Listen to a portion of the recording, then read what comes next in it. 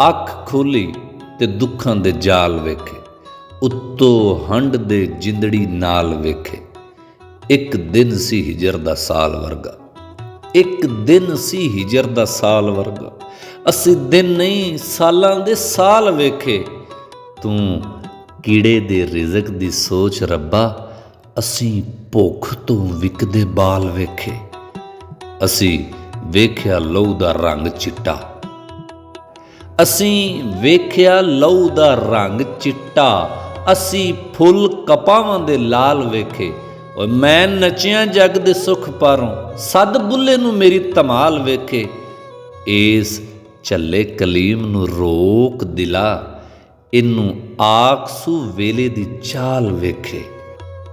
ਅੱਖ ਖੁੱਲ੍ਹੀ ਤੇ ਦੁੱਖਾਂ ਦੇ ਜਾਲ ਵੇਖੇ, ਉੱਤੋਂ ਹੰਡ ਦੇ ਜਿੰਦੜੀ ਨਾਲ ਵੇਖੇ।